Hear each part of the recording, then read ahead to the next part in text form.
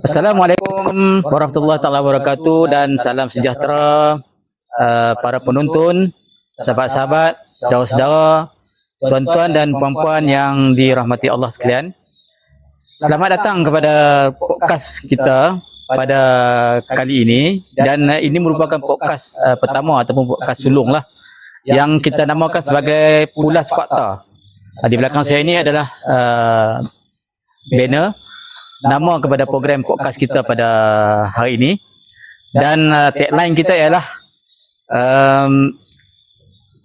fakta diputar, kebenaran dibongkar. Ini adalah tagline kita dan merupakan satu tujuan dan juga agenda kepada program-program yang insya-Allah selepas daripada program sulung ini kita akan terus menerbitkan atau mengadakan sesi-sesi ataupun bahas isu yang seterusnya lah.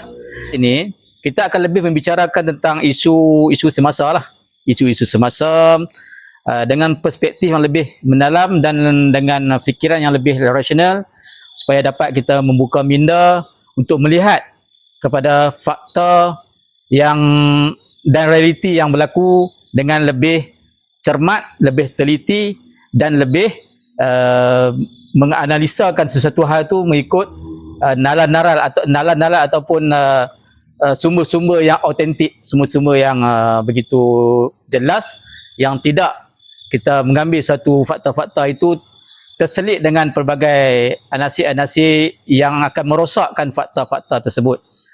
Oleh kerana isu sekarang ni lebih berkisar tentang masalah geopolitik dunia, dan terlebih sukarlah untuk kita menyatakan bahawa dalam siri-siri podcast kita pada sekarang dan juga mungkin selepas ini, kita akan lebih mengutama membicarakan tentang soal-soal geopolitik antarabangsa, terutamanya sekarang ini terlalu ramai di luar sana para pemengaruh ataupun para influencer ataupun para ahli politik, ahli perniagaan dan berbagai-bagai bidang yang telah disandang oleh setiap pengaruh-pengaruh ini untuk memberikan satu naratif, memberikan suatu kita sebutkan sebagai satu perspektif keadaan geopolitik yang berlaku sekarang ini, terutama berkisar tentang peristiwa perang di antara Republik Islam Iran dan juga dengan musuh mereka, iaitulah yang kita tengok sebagai kuasa besar dunia,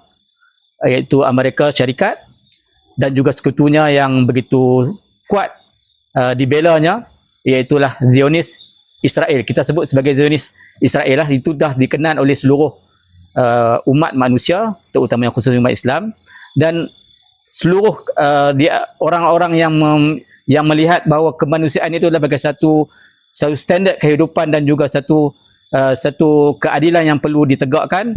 Maka kita melihat isu-isu Palestin, isu-isu di antara yang menindas dan juga yang ditindas, dan kita melihat isu yang berlaku di Palestin terutamanya adalah satu hal yang begitu besar yang merentas keagamaan, bukan isu agama, bukan isu perang di antara Muslim dan kafir, bukan isu perang di antara bangsa bersama bangsa yang lain, tetapi adalah isu tentang kemanusiaan, seorang kelompok manusia menindas manusia yang lain. Jadi kita akan bicara tentang perspektif yang begitu, insya-Allah. Dan bersama dengan kita pada podcast pertama pada malam ini, kita akan memperkenalkan seorang tokoh dan juga yang layak untuk membicarakan tentang isu yang kita ketengahkan pada hari ini. Dan tokoh tersebut adalah seorang ahli politik dan juga seorang ahli perniagaan juga, dan latar belakang beliau pun terlibat dalam beberapa aktiviti-aktiviti kemasyarakatan, dan sudah mengikuti peristiwa-peristiwa ataupun memberikan penelitian tentang sejarah ataupun perkembangan geopolitik ini sejak daripada beliau di zaman beliau belajar lagi. Dan pada malam ini insya-Allah sama-sama kita berkongsi maklumat, berkongsi info tentang perkara-perkara yang mungkin dari sudut yang tidak dibicarakan oleh para analisis yang lain lah. Dan beliau adalah saudara Tuan Haji Muhammad Faizul Abdul Rahman. Dan pada malam ini insya-Allah kita akan bersama beliau dan kita akan mempertanyakan beberapa persoalan-persoalan yang berlaku pada sekarang ini, dan juga mungkin ada relatif yang lebih kuat untuk kita bawa isu ini kepada hal yang lebih mendalam ataupun yang lebih rasional. Dan di sebalik peristiwa yang berlaku ini, orang sudah melihat bahawa perang besar di antara Republik Islam Iran dan juga Amerika dan juga Zionis Israel ini berlaku sejak daripada tahun 2023 lagi sampailah pada tahun 2000 tahun lepas, dan juga tahun ini adalah yang makin besar lah. Sebagai pembuka kepada pembahasan kita pada malam ini, saya ingin mulakan dulu soalan secara general lah, soalan secara umum tentang apa sebenarnya yang berlaku pada dunia hari ini dari sudut geopolitik. Terutama sekarang kita secara jelas sudah melihat bahawa dan sedang apa yang telah kita berlaku sekarang ni, yang kita bercakap sekarang ni sudah berlaku pun serang menyerang di antara Iran dan juga Israel, yang di mana kita sudah ketahui, dunia sudah ketahui bahawa yang memulai penyerangan ini adalah dari pihak Amerika dan dari Israel. Dan Iran secara sejarah, secara historinya kita tak pernah lihat lagi mereka menyerang mana-mana negara. Tiba-tiba berlaku satu serangan mendadak yang sebelum ni kita mendengar cakap-cakap politik mengatakan bahawa akan berlaku antara perang Iran dengan Amerika, dan ada juga cakap-cakap mengatakan bahawa ini adalah satu wayang politik dan macam-macam hal. Tetapi mutakhir ini kita sudah melihat bahawa pertembungan ini menjadi satu kenyataan di mana sejak pada tahun lepas lagi, tahun 2024, kalau kita tengok perang 12 hari itu berlaku secara realiti. Maka kita sudah nampak bahawa ini bukanlah satu lakonan ataupun satu sandiwara yang selalu diwawarkan oleh para analisis, dan juga mungkin ada beberapa orang yang tidak berapa setuju dengan Iran, sebab kita tidak akan membicarakan mengenai apa dia pegang, apa yang Iran beragama apakah Iran itu, bermazhab apakah Iran itu, tidak kita bincang soal itu, tapi kita akan bincang dari satu sudut fakta yang realitinya adalah Iran tu sekarang ni berhadapan dengan konflik apa, dan dari sudut geopolitik apa yang sedang berlaku sekarang ni. Mungkin Tuan Haji boleh ulas sedikit, termasuk saya sendiri pun sedang tertanya-tanya lah apa yang berlaku sekarang ini, terutama mengenai mungkin Tuan Haji boleh cerita tentang Iran itu sendiri. Baik, Assalamualaikum warahmatullahi wabarakatuh. Terlebih dulu saya ucapkan terima kasihlah kepada penganjur program podcast Pulas ya. Pulas yang meminta saya untuk mengulas sedikit tentang geopolitik di sudut ya, kita keluar daripada kotak pemikiran sempit yang tu kan. Kenapa saya sebut ni? Kerana saya juga meneliti banyak ya influencer ke pakar-pakar geopolitik, sama ada dalam ataupun daripada luar negara. Ya, kadang-kadang kita melihat pengulas ini lebih mirip kepada sentimen dan mirip tentang kefahaman pada yang ada pada diri dia, sambil dia meninggalkan fakta realiti yang sebenarnya. Jadi tuan-tuan, kita melihat ya setelah berlakunya revolusi Iran pada tahun 1979 yang ketika tu saya di Tingkatan 4 ya, saya melihat berlakunya revolusi Iran, yang mana apabila Ayatollah Khomeini yang dibawa pulang daripada buangan di Perancis, tiba di Iran dalam keadaan yang tak disedari, yang tak diduga oleh dunia maupun Amerika dan juga Israel. Tiba-tiba berlaku satu cetusan politik baru ya di Iran. Okey, saya tak mau nak ulas lebih lanjut tentang apa yang berlaku selepas tu. Semua sudah maklum bahawa revolusi berlaku pada tahun 1979. Apa yang dikeluarkan oleh pimpinan tertinggi ya, iaitu Ayatollah Khomeini pada ketika itu, antara ucapan yang dikeluarkan adalah dia meletakkan Amerika dan Israel itu adalah musuh utama. Ya, dia tengok who is your enemy, dia akan sebut Amerika. Itu Jadi, ucapan siapa tadi? Ucapan Khomeini. Imam Khomeini. Imam Khomeini. Okey. Yang itu sebut Amerika. Malah dalam kapal terbang, dalam perjalanan beliau pulang pun bila ditanya disebut ayat itu. Dengan begitu serius sekali ayat itu. Menunjukkan bahawa revolusi yang berlaku di Iran ni, kita tolaklah tentang yang mana yang tadi Saudara Mizan sebut, ya, kita tak nak bincanglah tentang sama ada Syiah atau Sunni ke apa kan itu kan. Yang itu adalah pegangan masing-masing lah kan. Yang saya nak sebut ini adalah satu bentuk geopolitik baru yang berlaku di Iran itu sendiri, yang mana yang Iran diperintah sebelum ni oleh Shah Iran, ya, yang mana mereka tu betul-betul pro kepada Barat, dan akhirnya kita lihat keadaan Shah Iran ni seorang Muslim atau non Muslim? Dia seorang Muslim, dia juga berfahaman Syiah. Oh, Dia seorang yang berfahaman Syiah, kerana Iran bukan Syiah. seorang Ahlussunnah. Bukan. Dia bukan seorang ahli sunnah, dia seorang Syiah. Tapi Syiah tu Syiah Amerika, orang panggil lah. Pada kita kan Syiah tu Syiah yang pro kepada Amerika. Macam mana kita tengok ada juga negara-negara jiran Iran seperti Azerbaijan. Ya, kalau kita tengok memang mereka itu Syiah. Tapi Azerbaijan tu kan di sebelah Iran sempadan kepada Iran. Oh, kan? ya. Sempadan pada Iran. Azerbaijan tu juga pun majoriti 80%-nya adalah berpegang kepada Syiah juga. Berpegang kepada Syiah. Tapi Syiah kepada Syiah Barat lah. Kan, Syiah kepada Syiah Barat. Sebab tu kita jangan kita sempitkan kotak pemikiran kita Syiah, Sunni dan sebagainya, yang akhirnya kita membawa satu naratif yang tak betul. Yang banyak kita lihat yang tak kiralah dia tu seorang ilmuwan ataupun seorang agamawan, saya tengok kadang-kadang agak mengecewakan mereka menyempitkan pemikiran mereka dengan soal perbezaan pemikiran, ya, mazhab sama ada itu Sunni ataupun Syiah dan sebagainya. Akhirnya dia melupakan realiti yang sebenarnya, dia mengenepikan realiti yang sebenarnya. Ayatullah Khomeini bila dia masuk, dia berjaya dalam revolusi, kita tengok dia telah membentuk sebuah negara Islam hasil daripada referendum. Referendum ni maksud kata bukan terus dia masuk berlakunya revolusi, bukan terusnya dia melaksanakan hukum Islam, ya, dia melakukan referendum, dia meminta kepada rakyat apa bentuk pemerintahan yang itu yang nak dilaksanakan, sama ada pemerintahan secara biasa ataupun secara yang ada sebelum ni, ataupun pemerintahan macam mana, ataupun pemerintahan Islam. Oh, maksudnya ketika yang Tuan Najib sebut tadi berlaku revolusi, dipimpin oleh Ayatollah Khomeini, kemudian bukan terus Ayatollah Khomeini ini melaksanakan Republik Islam Iran tu bukan begitu. Bukan begitu. Referendum. Dia menyerahkan kepada rakyatnya. Dia menyerahkan. Itulah demokrasi yang sebenarnya.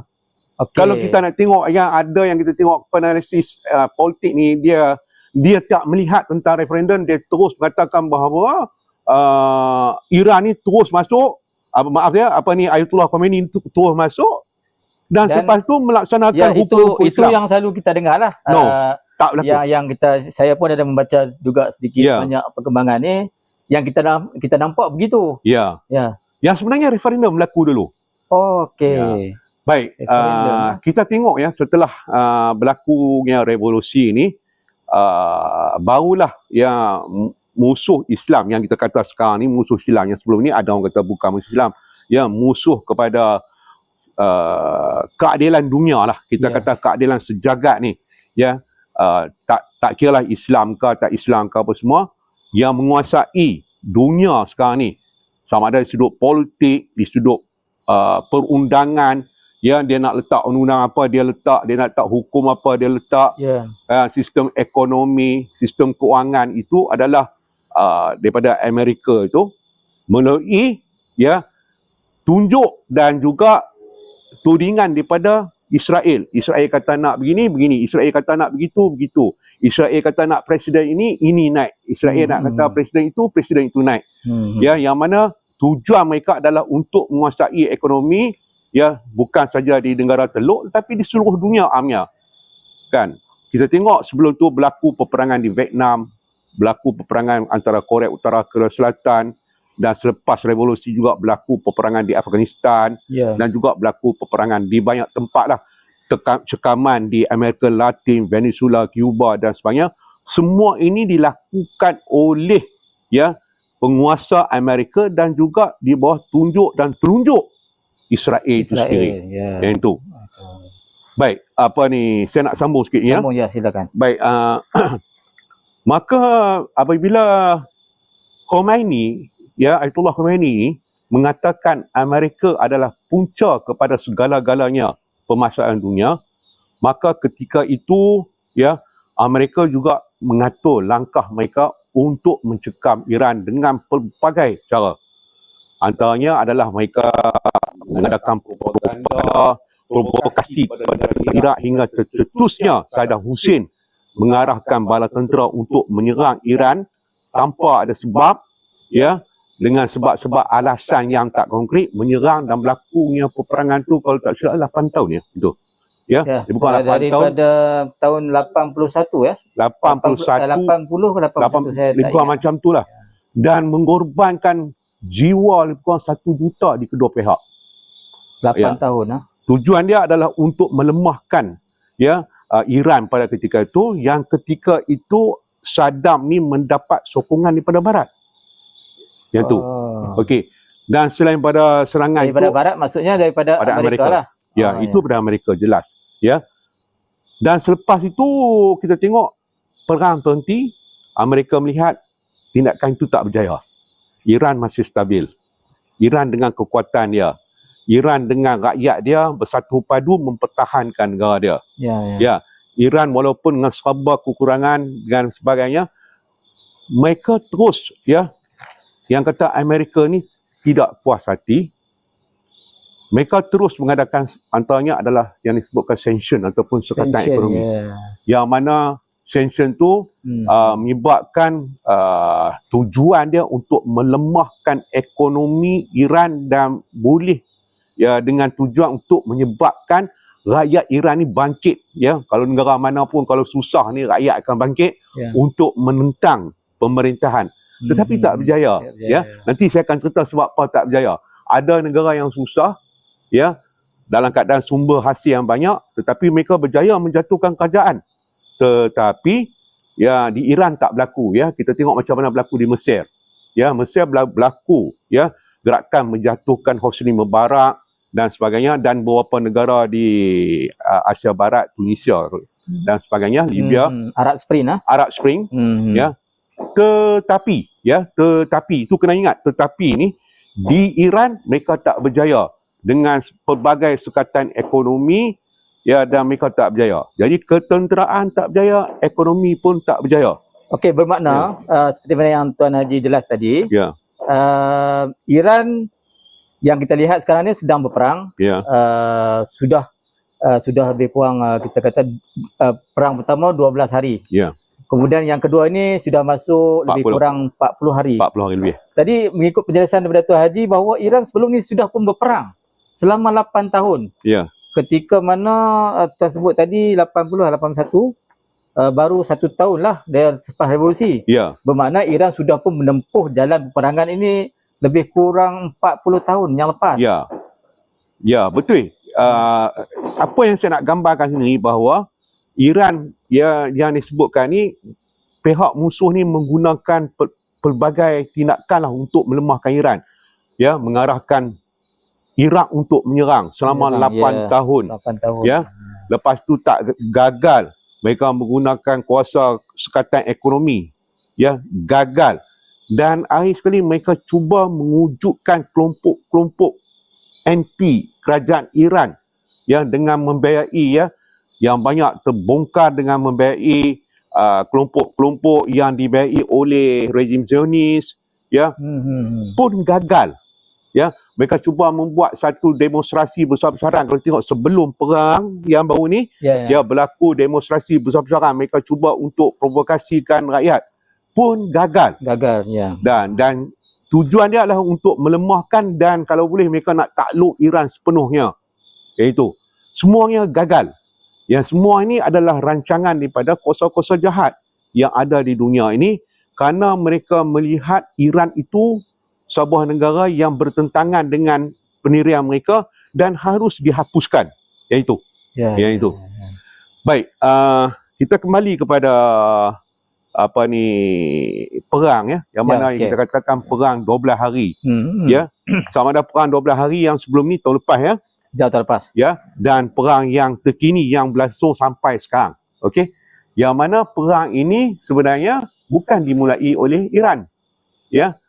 Walaupun berlaku orang kata apa propaganda ya, berlaku orang kata apa serangan perang SAR dan sebagainya, tetapi tentera Iran, kerajaan Iran ya tetap sabar ya, tetap mempertahankan dasar dia walaupun dengan pelbagai tekanan sehingga pihak musuh yang memulakan peperangan dulu. Saya nak sebut di sini bahawa Iran bukan sebuah negara yang menyerang, tapi mempertahankan sekiranya dia diserang. Itu. Ya. Baik. Bila berlaku peperangan ni, kita tengok apa yang saya lihat ya, umat Islam ni khususnya. Ya, kita kena faham bahawa Timur Tengah tu sebutnya Timur Tengah atau ada orang kata Asia Barat. Dia sebut saja dua perkataan tu, so tentu orang akan fokus pada Islam. Ya. Yang mana fokus pada Islam. Mana di negara di kawasan Asia Barat ataupun Timur Tengah ni ya kedapatan beberapa negara-negara yang dikatakan negara Islam ya, yang majoritinya penduduk Islam, yang asal pun Islam di situ ya, dan sebagainya. Namun demikian kita melihat di Asia Barat ini boleh katakan majoriti negara-negara di Asia Barat ini sudah pun dikuasai oleh kuasa besar Amerika. Ya. Kuasa besar Amerika. Kalau kita tengok pengkalan yang begitu banyak ya, yang ada di Kuwait, yang ada di Saudi, yang ada di Emirates, yang ada di Qatar, yang ada di Jordan ya, malah di semua negara-negara Arab dikelilingi negara Arab ini beratus pengkalan-pengkalan tentera, beratus pengkalan tentera yang mana tujuan dia kita kena tahu tujuan dia apa. Ya. Sebenarnya tujuan dia adalah fokus kepada Iran. Kerana Iran yang satu-satu negara yang ada di Asia Barat yang mengeluarkan kenyataan mereka ini tidak bersetuju dan juga menganggap Amerika dan Israel itu adalah kuasa besar. Baik, saya nak patah baliklah tentang awal tadi yang mengatakan apabila Ayatollah Khomeini kata musuh utama dunia, musuh utama beliau adalah Amerika. Ya. Yang kedua, dia sebut bahawa tidak tertubuhnya revolusi Islam Iran. Ya. Melainkan perjuangan dia adalah untuk membebaskan Palestin. Oh, itu kata-kata Ayatollah Khomeini. Ya. Sebab tu saya kata kita keluar daripada itu disebut sebelum revolusi ataupun selepas ada semasa dia katakan, dia sebut dalam satu ucapan saya tengok tidak disebutkan tertubuhnya revolusi Islam. Apa guna saya tubuh revolusi Islam? Melainkan itu adalah untuk membebaskan Palestin.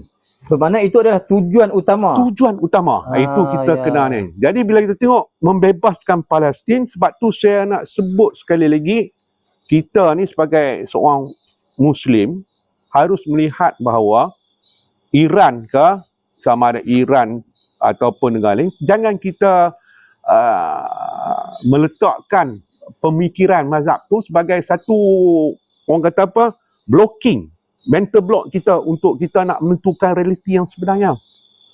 Sebab itu kalau kita lihat di Gaza ataupun di seluruh Palestin, Gaza tu sebahagian daripada Palestin, dia ada tepi barat, dia ada apa semua tu. Ya, adalah umat Islam Sunni yang ada di situ. Ya, itu realiti yang fakta yang kita yang tak boleh dinafikan. Setahu saya tidak ada di Gaza ataupun di Palestin tu penganut mazhab Syiah rasanya. Tak ada.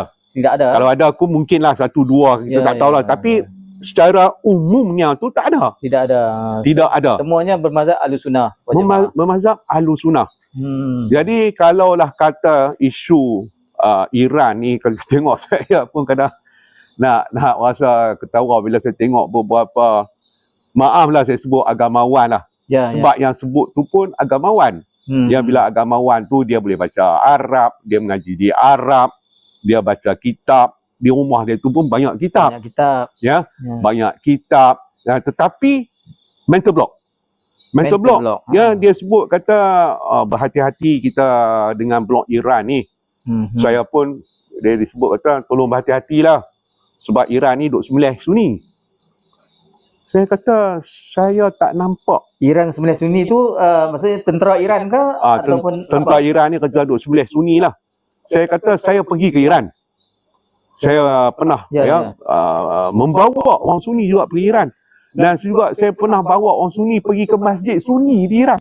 Adakah ketika mereka melontarkan tuduhan tu, tadi Tu Haji sebut tuduhan, mereka menyertakan dengan bukti-bukti ataupun sumber-sumber yang sahih, ataupun ada video ke, ataupun ada gambarnya ke, ataupun ada apa-apa fakta yang boleh diketengahkan bahawa betul Iran ni ataupun tenteranya ni menyembelih orang-orang yang bermazhab Ahlussunnah macam kita ni di sini. Ya, soalan yang bagus ni. Kalau apa ni moderator tanya saya ni, saya nak jawab lah. Sebenarnya tadi saya sebut bahawa sebab kita punya tagline kita fakta kan. Fakta So kita nak tanya dari sudut fakta lah. Ya. Peranan Amerika dan Israel tu saya kata mula-mula mereka gagal di sudut ketenteraan, mengarahkan Iraq untuk menyerang Iran. Mereka gagal di sudut sekatan ekonomi. Ya, tengok-tengok bahawa di Iran ni ekonomi ni kalau kita tengok mall yang terbesar di dunia pun di Tehran. Kan? Masuk kata sekatan ekonomi ni gagal. Mereka Iran berjaya mandiri sendiri. Ya, dengan produk-produk makanan, dengan produk ketenteraan, dengan produk walaupun sebagainya. dia disanction selama 40 tahun lebih. Ya. Sudut pendidikan dan sebagainya. Dan satu lagi yang mereka lakukan adalah kalau kita pernah dengar orang kata apa, divide and rule. Pecah dan perintah. Kalau di Malaysia dulu pun kita penjajah Inggeris juga menjalankan divide and rule. Itu antara kita bangsa dengan bangsa lah, kan? Supaya sikit sebanyak wujud kebencian kepada bangsa lain, negatif tu bangsa lain, kan? Amerika dan Israel mereka merancang untuk divide and rule antara Sunni dan Syiah. Ya. Mereka sanggup membiayai program-program pemecahan macam tu. Supaya berlaku pertelagahan. Supaya berlaku pertelagahan. Supaya Sunni memandang Syiah sebagai musuh. Ya. Walaupun pimpinan Syiah ni, pimpinan Islam Iran tu sendiri, saya nak sebut Islam Israel Iran lah, ya. Tak payah nak sebut Sunni Syiah ni. Orang kata kadang-kadang ada orang allergic tentang Sunni dan Syiah ni, kan? Lebih saya sebut Iran lah, kan? Kan? Dia sebut Iran ni berhati-hatilah, dia kata dia ni menghalalkan sembelihan orang Sunni lah dan sebagainya. Dan ini diprovokasi yang dengan begitu mendalam, ya, dan begitu dahsyat, diberi dana untuk menjalankan orang kata apa, sentimen-sentimen kejahatan ni kepada saya minta maaf, kepada ilmuwan dan agamawan. Yang ini diambil dengan begitu, sama ada sedar atau tak sedar, saya anggap tak sedar lah. Mereka orang kata apa, termakan dakwah tersebut. Dan perkara itu berlaku sampai ke sekarang. Berlaku sampai sekarang. Berlaku sampai ke saat ini. Ya, berhati-hati dengan Iran, berhati-hati dengan Iran.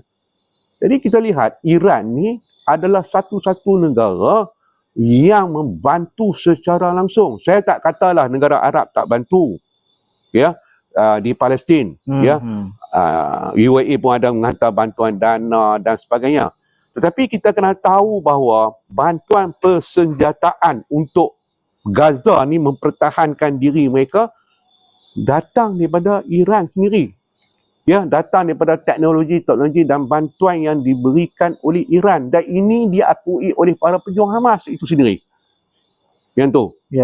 Menunjukkan betapa kerajaan Iran, kerajaan Republik Islam Iran ini begitu prihatin kepada Palestin.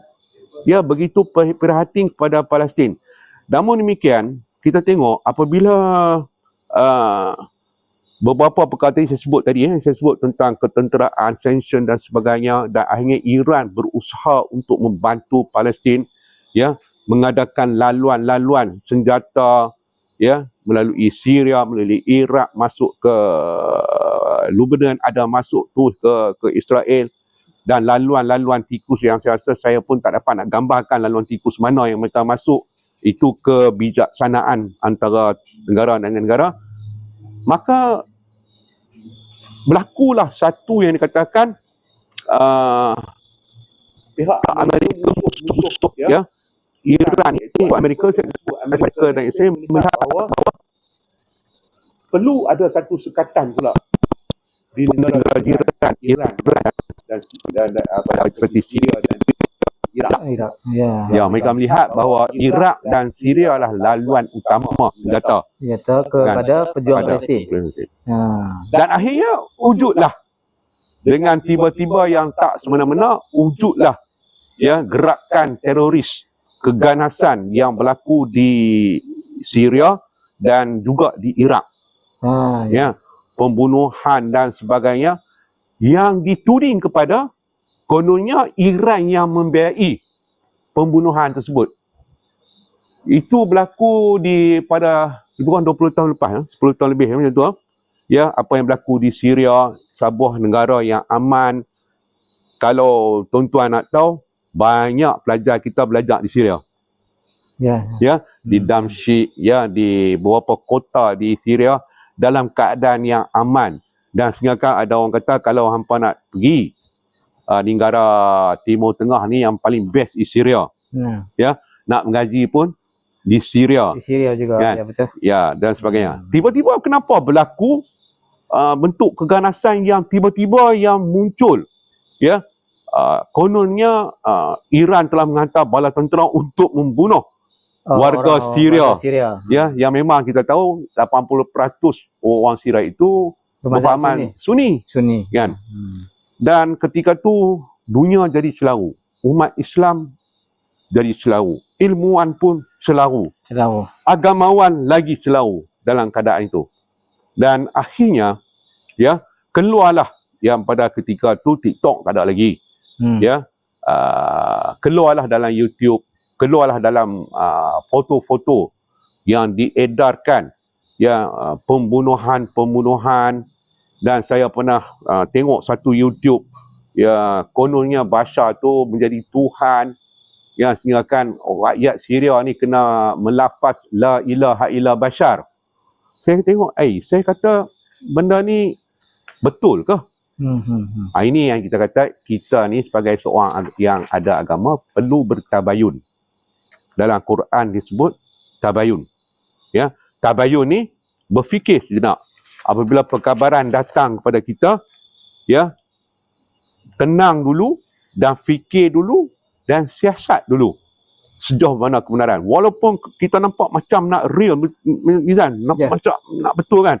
Kita tengok ada yang digelek, ada yang dibunuh, ada yang dicincang, ada yang ditembak. Dan saya pun membuat satu kajian ya bersama seorang sahabat saya di Indonesia.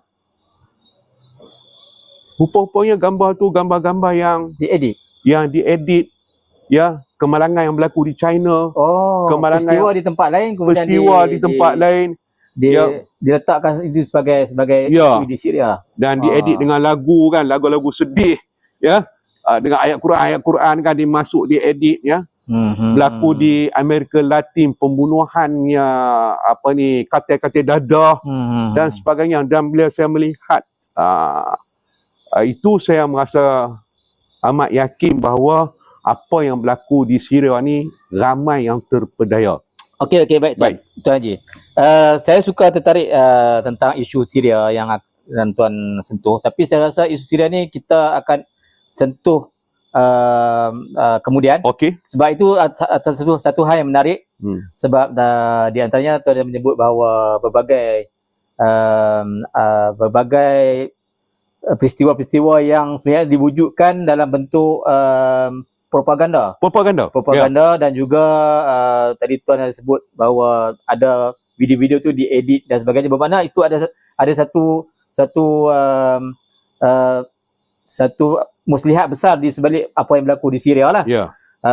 Kita berbalik pada isu perang ni dulu.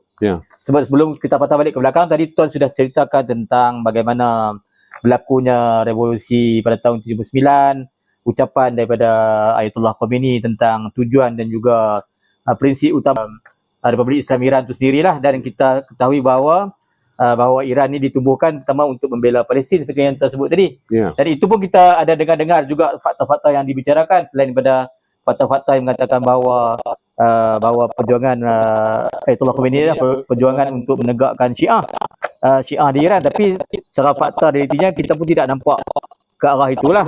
Dan kita nampak seperti apa yang Tuan cakap tadi ni, realitinya berlaku seperti mana yang Tuan sebut, seperti mana Ayatollah Khomeini sebutlah. Okey. Sekarang ni kita balik kepada tentang tajuk yang kita bincangkan. Pertama tentang bahawa perang Iran dan Amerika dan juga sekutunya Israel. Kita melihat bahawa satu konflik yang besar. Bagi pandangan Tuan, apakah dia akan merebak secara luasan dan juga bahaya kepada dunia ni, apa yang Tuan nampak? Selepas pada tu mungkin kita, sebab kita nak tahu juga yang telah daripada rejim berlaku rejim Iran kan, berlaku pertukaran di antara Shah Iran kepada Ayatollah Khomeini, maka itulah rejim change-nya berlaku, yang Ayatollah Khomeini ni berjaya melaksanakan pemerintahannya dan konflik 80 tahun konflik itu belum berakhir.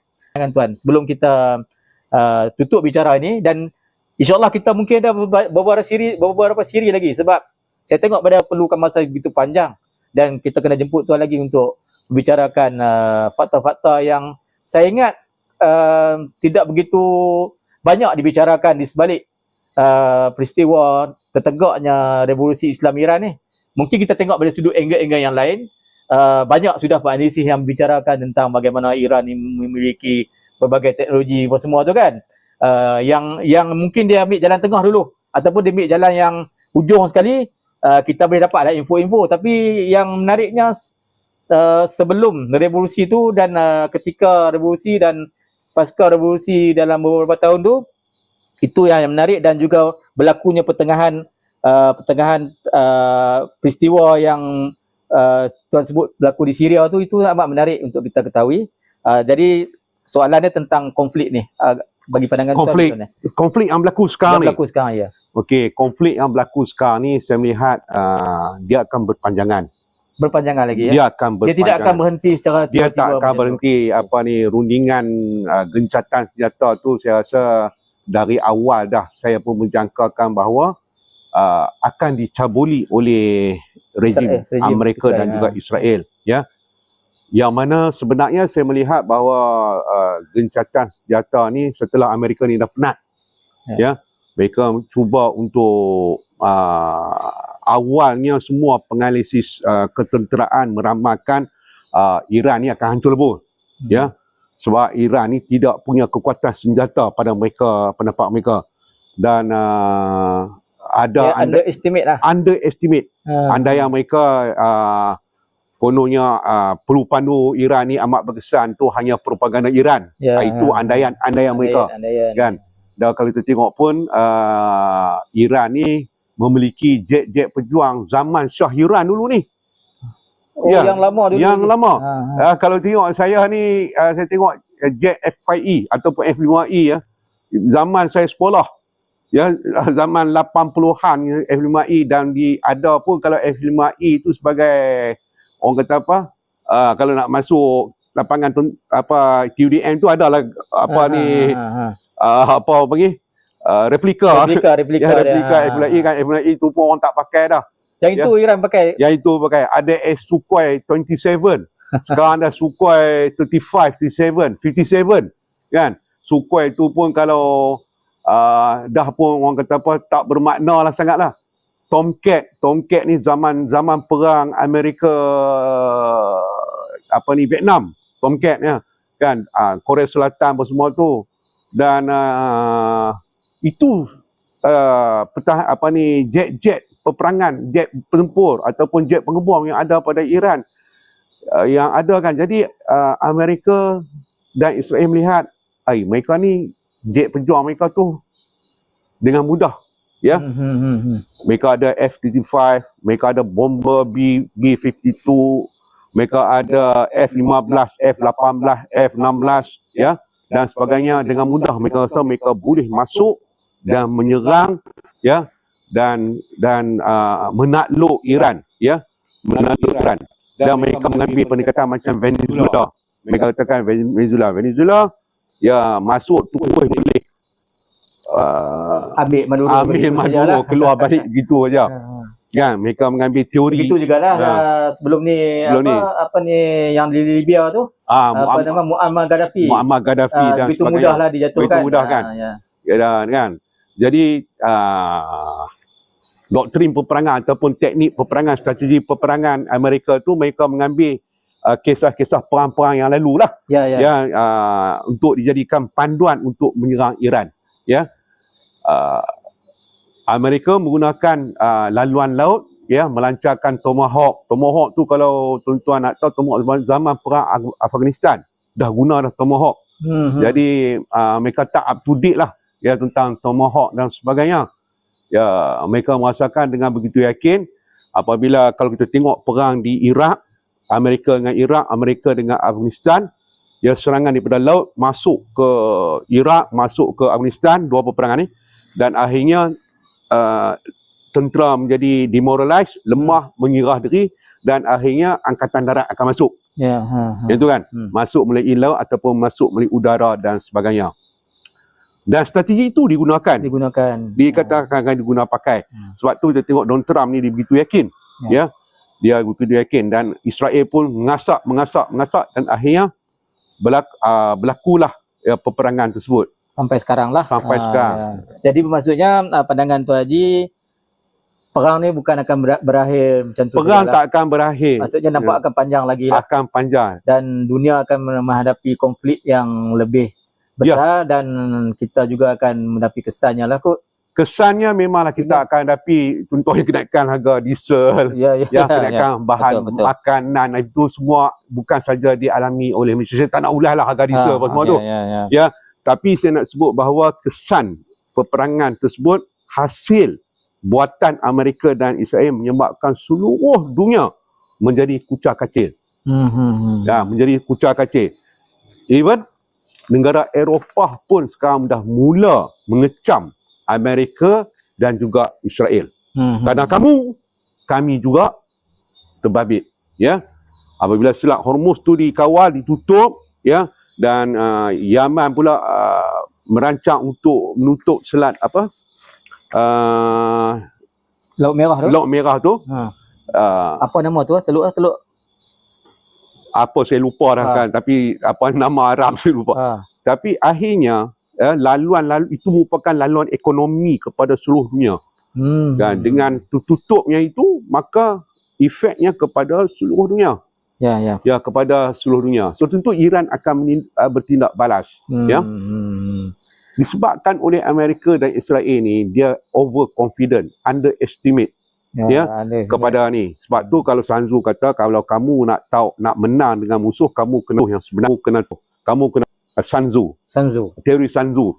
Teori Sun Tzu. Ya, kamu kena tahu kekuatan kamu dan juga kelemahan kamu. Dalam peperangan pun, kalau kita belajar, siapa yang pernah belajar teknik peperangan, dia pun diajar untuk mengetahui musuh ada kekuatan apa, kelemahan apa. Tapi ini di luar jangkaan. Mereka gagal untuk menilai musuh tu sebenarnya kekuatan apa dan apa kelemahan.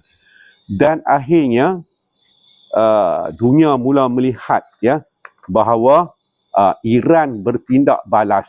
Ya, ada yang mengatakan, Amerika kata pun kalau ada pandu pun mungkin seminggu habis stok. Kan? Jadi kan biar ada tembak habis stok. Itu mungkin pada pandangan Iran dan juga pada pandangan Israel. Ya kan, dia pun tetapi kita tengok 40 hari ni, ya sekali keluar berpuluh-puluh biji. Ada yang katakan setiap 10 minit Israel terpaksa bunyi siren.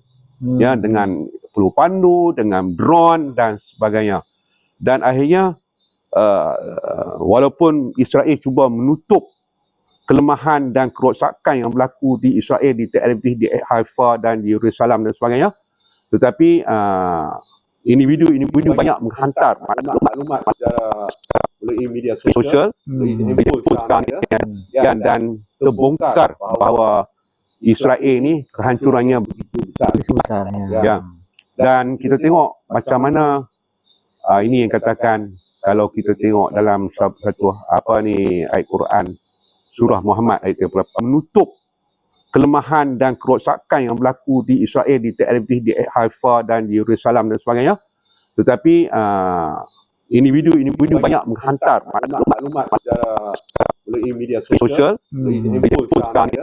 dan terbongkar bahawa Israel ni kehancurannya begitu besar. Ya. Dan kita tengok macam mana ini yang katakan, kalau kita tengok dalam satu ayat Quran surah Muhammad ayat 38, ya. Mereka itu jika ilmu dan iman berada di bintang Suraya. Bintang Suraya ni bintang yang paling, orang kata apa, dalam bahasa Arab lah, ya. Itu hadis lah. Ya. Hadis tentang ayat Quran tadi tu. Tentang ayat Quran tu, ya. Satu kelompok yang berpaling dan kelompok yang digantikan oleh kelompok yang lain. Kan? Kelompok tu digambarkan oleh Rasulullah. Kalau ada ilmu, maksud kata ilmu tu jauh, ya, tinggi, dan iman, ya, iman yang tinggi. Yang tinggi, mereka yang menggapai. Mereka ini siapa? Mereka ini adalah disebut, ya, apabila Rasulullah menepuk di bau Salman Al-Farisi. Semua orang tahu Salman Al-Farisi. Orang Islam tahu. Yang belajar tentang Islam ni tahulah. Yang tak belajar pun pernah dengar Salman Al-Farisi. Salman Al-Farisi daripada sebut Parsi. Farisi tu adalah Parsi, ya. Jadi Iran lah Parsi tu. Yalah, walaupun peringkat awal tu bila ada yang cuba nak menafikan Iran, ya. Walaupun kalau kita sebut Persian ni semua, Azerbaijan pun Persian juga. Kan, Persian. Tapi Azerbaijan tak lawan, Afghanistan pun Persian juga, kan. Tapi mereka tak lawan Amerika dan tak ada izah macam tu. Tak ada izah tu, ya. Jadi kita tengok, ya, bagaimana pintarnya. Ya, peperangan sekarang ni memerlukan kepintaran, ya. Kepintaran berfikir, kepintaran menilai, kepintaran mencipta doktrin, kepintaran untuk strategi, ya. Maksud kata senjata yang canggih mana pun jika tidak pintar itu mengatasi senjata yang canggih. Ya, kita tahu Amerika dan Israel apa yang dia tak ada. Semua ada, kan, dengan kapal selam, dengan kapal terbang bomba dan apa semua. Semuanya the best lah. Semua in the best in the world lah, kan. Mereka ni tak ada siapa berani tanding. Ya. Siapa berani tembak kapal perang Amerika? Siapa pun tak berani tembak kapal perang Amerika. Ya. Siapa berani tembak apabila Amerika lintas di udara kita pun kita hanya mampu lihat. Lepas tu protes gitu ya. Kan? Orang tak berani, ya. Orang tahu kita itu polis dunia. Kan? Kita pun hebat juga Tuan Haji. Kita hebat di TikTok. Kita juara TikTok. Komentator lah. Komentator yang hebat orang kita lah. Orang kita. Okey Tuan Haji, begitu menarik kupasan pada malam ini. Kita sudah pun bicara tentang tajuk utama, iaitu tentang dunia yang berada di ambang konflik yang besar lah. Dan Tuan Haji juga tadi, saya sebut Tuan Haji lah, ataupun kadang-kadang saya panggil Abang Con juga. Boleh lah, panggil apa pun. Jadi Abang Con ataupun Tuan Haji dah sebut tentang sejarah pengusahaan Iran dan juga Israel secara ringkas tu pada tahun 2009. Jadi kita dapatlah sedikit input sumber yang mungkin sumber ni kita jarang dengar lah, bahawa berlakunya referendum pada zaman Ayatollah Khomeini tu. Kita ingat lepas berlaku revolusi itu terus jalan, tidak jalan, ya, kan. Rupanya ada referendum. Itu satu hal yang begitu menarik untuk kita ketahui, dan itu juga satu fakta tu, ya. Ya, fakta. Satu fakta, dan boleh ditunjuk fakta itu. Ya. Dan kita pun masa kita pun dah habis. Kita akan sambung lagi beberapa siri yang akan datang, insya-Allah, dan banyak lagi tajuk yang akan kita bahaskan, terutama tentang peranan Amerika dan juga hegemoni kuasa besar ni lah. Lepas tu tentang proxy war ni macam-macam lah. Proxy Iran pun ada, Amerika pun ada proksinya, kan. Jadi peperangan naratif di media medsos pun berlaku dan begitu rancak. Banyak itu pun perlu kita bincangkan, terutama especially tentang isu Syria. Ini sangat menarik, sangat unik untuk kita bincangkan. Dan saya ingat kita perlukan kupasan yang lebih dalam lah, sebab kita melihat secara umum bahawa isu Syria ni dia begitu kompleks untuk dibahas, dan insya-Allah pada pertemuan yang akan datang kita akan sentuh secara lebih mendalam lagi. Kemudian isu Sunni Syiah apa semua tu kita bincang kemudian lah, Sebab mungkin ada naratif-naratif yang dibawa. Ya. Dan saya melihat bahawa naratif-naratif ni pun tak berapa digembar-gemburkan sangatlah. Tapi walaupun ada juga yang memainkan isu-isu yang beginilah. InsyaAllah kita akan mengadakan pertemuan yang akan datang. Kita akan jemput lagi lah Tuan Haji ataupun Abang Con. Nanti pun mungkin akan ada juga jemputan-jemputan panelis yang lain yang boleh membicarakan perkara-perkara yang melibatkan geopolitik dari sudut angle yang kita bicarakan, insyaAllah. Baik. Kami mengucapkan terima kasih lah bagi pihak penganjur Pulas Fakta ini, mengucapkan terima kasih kepada Saudara Tuan Haji Muhammad Faisal Abdul Rahman kerana sudi memenuhi jemputan kami pada hari kali ini pada pertemuan sulung lah, program sulung kita. Dan insyaAllah kita akan terus mengadakan siri yang seterusnya lah, dan kita akan jemput Tuan Haji insyaAllah. Jadi tuan-tuan, insyaAllah kami menutup program ini dan insyaAllah kita akan bertemu lagi di masa akan datang. Assalamualaikum warahmatullahi taala wabarakatuh. Salam.